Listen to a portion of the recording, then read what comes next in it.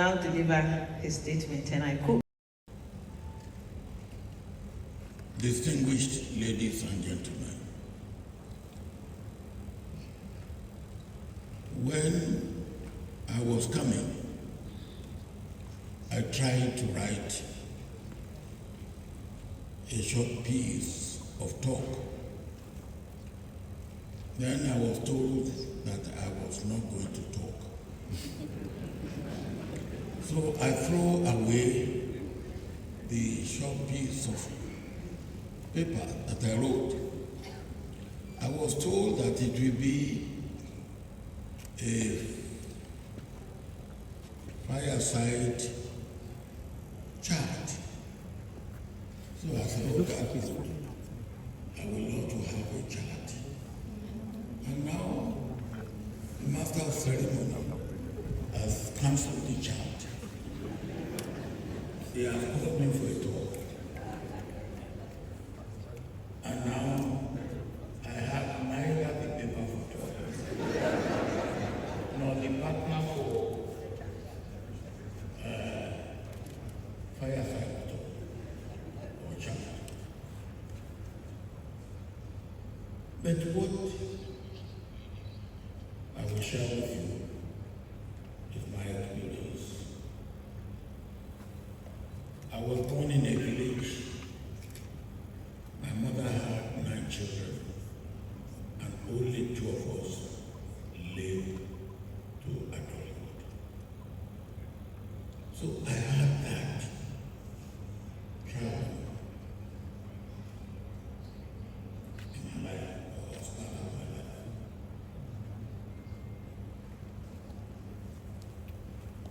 Then, I started growing up. And the next thing, With those inspiring words, please let's acknowledge him once again.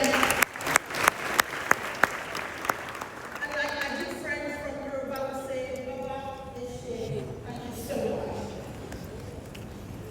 The thing is, ladies and gentlemen, I was so much to grow the words of our former president who says the politicians have the power to make things happen and happen. Very important. Now we shift our attention to these politicians who make things happen and don't happen.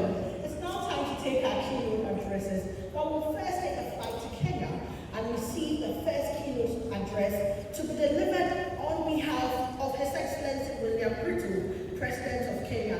And that address will be delivered by the Cabinet Secretary, Minister for Education, Honorable Julius Migos Ogamba. Please let's welcome him.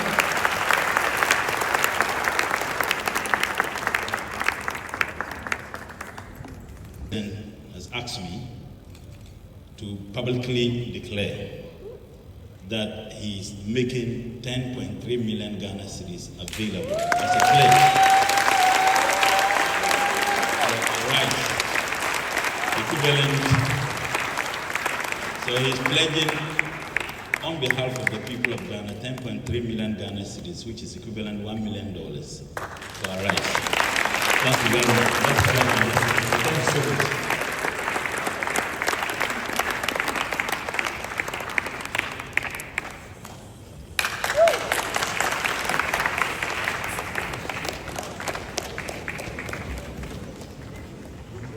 Well, we'll take some more pledges. And yes. Please let's acknowledge His Excellency John Dramani Mahama.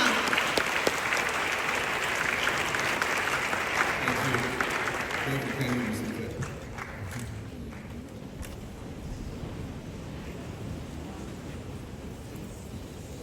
It's easier to make the pledge because if this had been a few months earlier,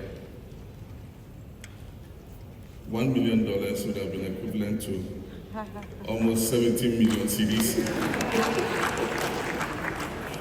And so 10.3 million cedis is $1 million, and it makes it easier to raise the money. Thank you very much. His Excellency, former President of the Federal Republic of Ghana, Olusegun Obasanjo, we call him Baba. Thank you very much for joining us this morning. I know how difficult it has been for you. Indeed, you're supposed to be in Angola today. And so don't worry, we'll facilitate your movement and let you arrive on time. The Honorable Cabinet Secretary for Education, Julius Migos Ogamba, representing President William Ruto, my very good friend. Give him my best regards, and I say Karibu. Her Excellency Ambassador Amatru Amwa, one of our own celebrated diplomats. She held the fort in Addis Ababa for a very long time, and now she's South African Union. Thank you very much, Anna.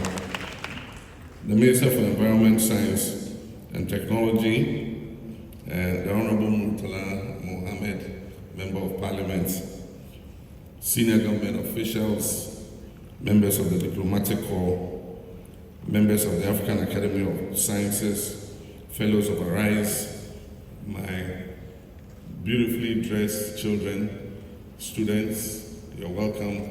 Take science very seriously, okay?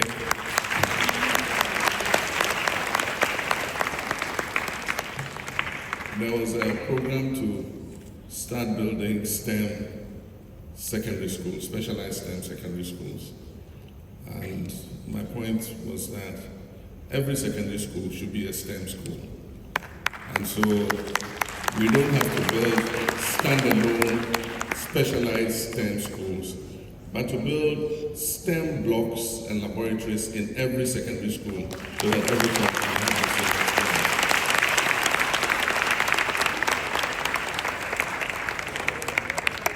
On behalf of the government and people of the Republic of Ghana, I wish to warmly welcome all of you to Accra for this high-level meeting of the African Research Initiative for Scientific Excellence. Your presence here today is not just a diplomatic gesture. It is a powerful affirmation of our shared belief that science, research, and innovation must be at the heart of Africa's transformation.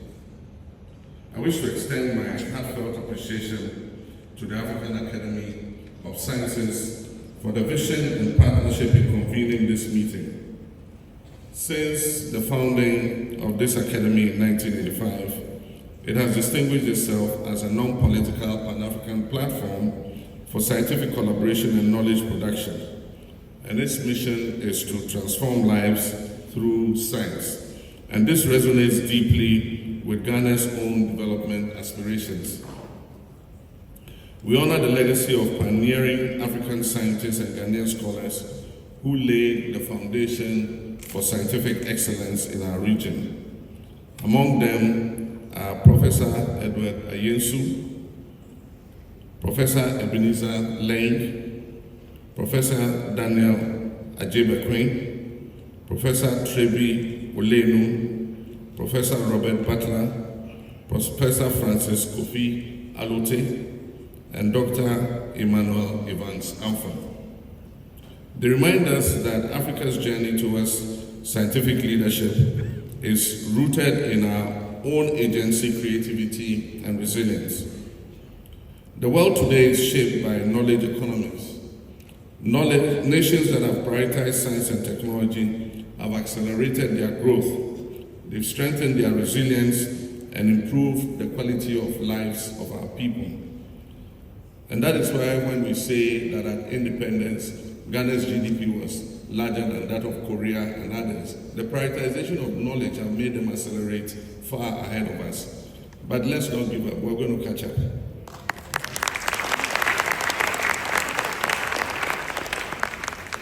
Innovation remains the most transformative driver of development, from food security to healthcare, to energy, to security, to infrastructure, to climate change adaptation and others.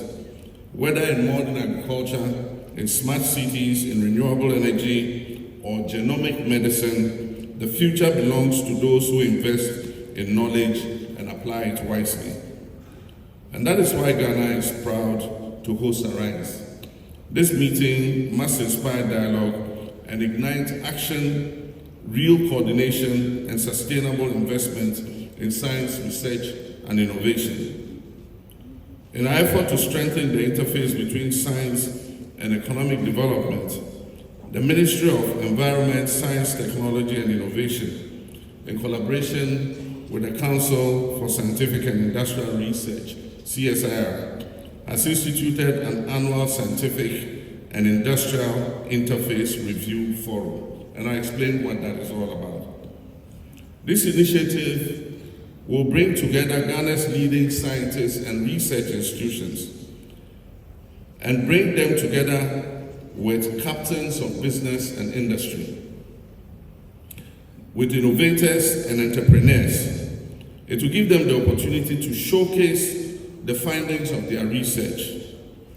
And this will help us identify commercial pathways and align national research outputs with the practical needs of business and industry.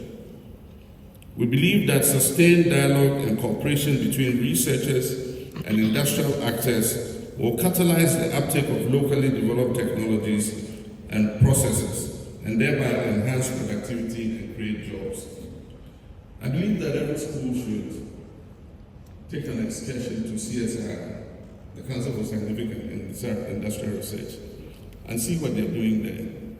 A lot of research findings that they have made remain on the shelves because there is a gap between research and practicalizing and commercializing the findings of the research. And this is what we're trying to bridge. And that's why we must bring these two people together. We don't research just for the sake of researching. You must research so that it makes a difference in people's lives. And I believe that this annual forum, which will bring them together, they'll be able to exhibit what they've done, their findings, and the businesses can take whatever ideas they have and commercialize and practicalize whatever they have done.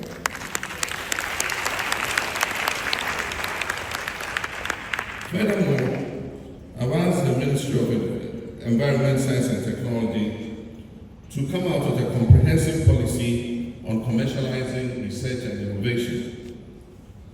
We would design a national framework that will enable the full exploitation of research outputs through patenting, licensing, and public-private ventures.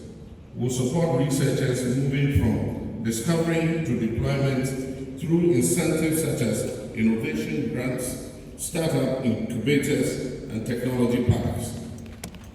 This policy will also include a review of our intellectual property laws and university-industry collaboration agreements to ensure that the economic value of Ghanaian research is unlocked and reinvested into our national development agenda. In Ghana, our agenda to reset the nation includes a bold commitment to restore confidence in the research and innovation ecosystem. We're pursuing this through massive reforms in education from basic to tertiary level with an emphasis on STEM education, creativity, and critical thinking. Infrastructure investments will be made to modernize our research institutions and laboratories. Curriculums will be redesigned to make our students globally competitive and innovation ready. And social interventions that ensure equitable access to quality education and lifelong learning will be pursued. But beyond policy, we are putting resources and institutions in place. In this regard, I'm pleased to announce the operationalization of the Ghana National Research Fund.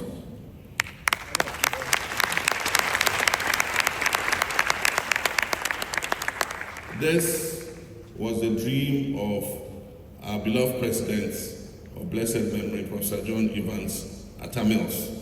And I'm happy to announce the operationalization of this dream. The National Research Fund was established under Act 1056 of 2020. I've taken the step of appointing Professor Abigail Opoku Mensah as the first administrator of the fund.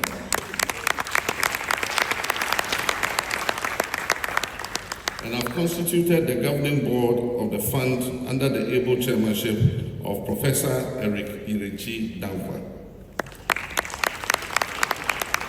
Now, what will this fund do? It will serve as a dedicated vehicle to finance research and development, R&D.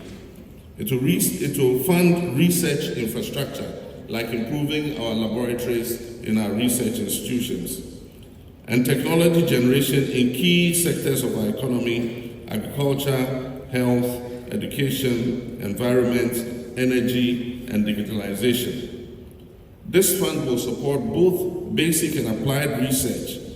It will also promote cross-sectoral and interdisciplinary work.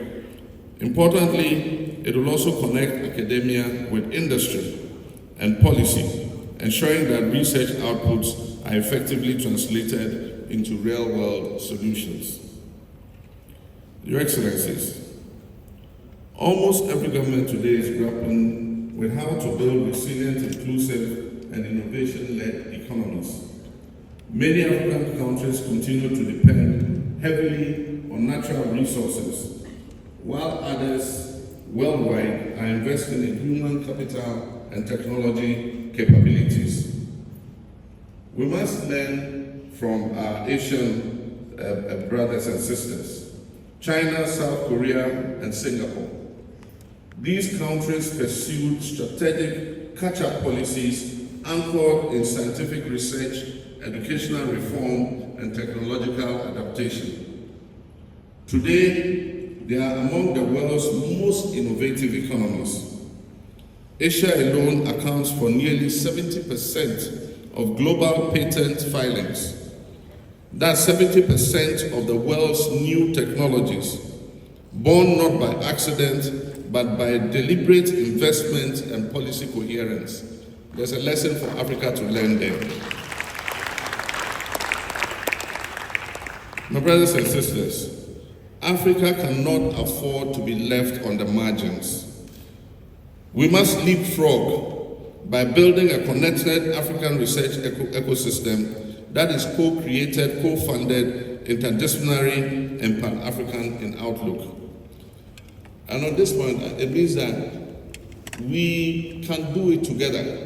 We don't need to work in silos as Ghana, Nigeria, South Africa. We can share our scientific research amongst ourselves and be able to catch up with the Asian tigers. And so that's the strategic importance of ARISE. The ARISE program offers us a unique platform to nurture a new generation of African researchers. ARISE is building a critical mass of scholars who will lead Africa's scientific renaissance through competitive selection, mentorship, mobility, and collaboration. And so to our distinguished ARISE fellows, your work is impressive, it is foundational. From climate research to biotechnology, from artificial intelligence to health sciences, your research holds the key to unlocking Africa's potential. I commend you and assure you that Ghana will continue to support you. And that is why we're putting our money where our mouth is with the $10.3 million, Ghana Cedis, that I placed. Rapporteur, don't go and misquote me and put $10.3 million. We're still resetting our economy. And I'm sure when the economy is solidly on its feet, we'll give some more money to the academy. So on this occasion, let me take this opportunity to thank our development partners, particularly the European Union. Thank you very much for the support you continue to give to this cause. And the Canadian Corporation of New York for their generous support of the ARISE program. We're also grateful to the African Academy of Sciences, to the African Union Commission, to the Africa Scientific Research and Innovation Council, ASRIC, the Afro Champions Initiative, the University of Ghana, and our own Ministry of Science, Technology, and Innovation, our Ministry of Foreign Affairs and Education, for the dedication and collaboration that has brought this event here to Accra today. your work and commitment, and I thank you for your work and commitment, and I pledge Ghana's continued engagement in strengthening our continental and global research partnerships. And my final charge is that we should let this be a turning point. Ladies and gentlemen, let us resolve that this ARISE meeting,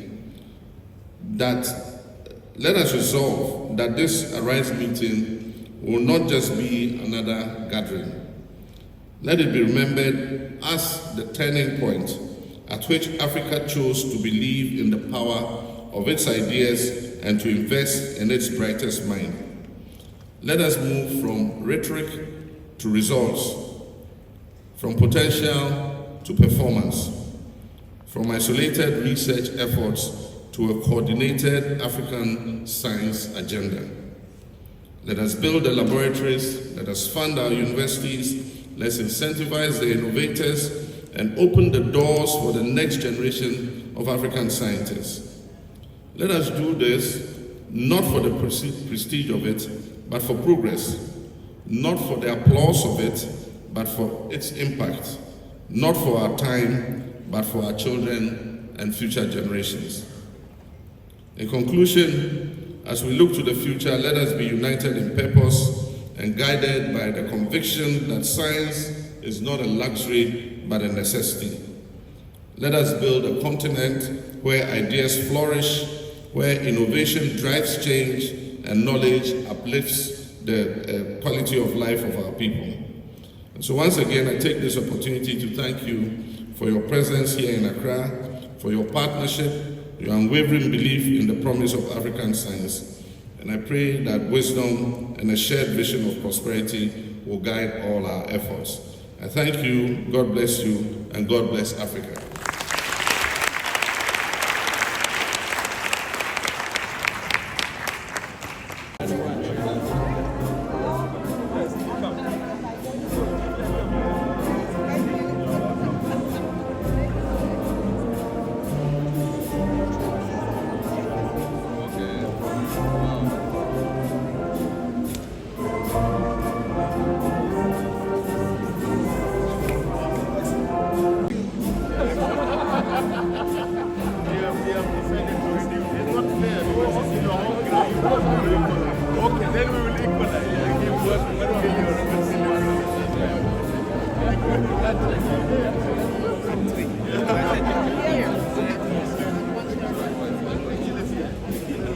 Let's go.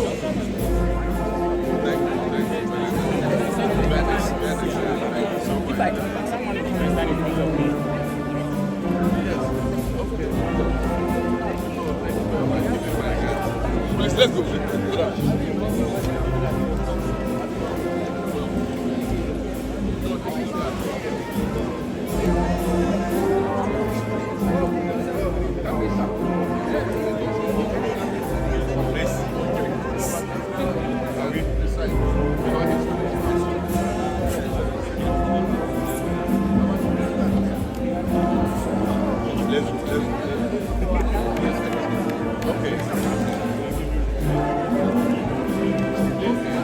Thank you. Okay. And you have enough time.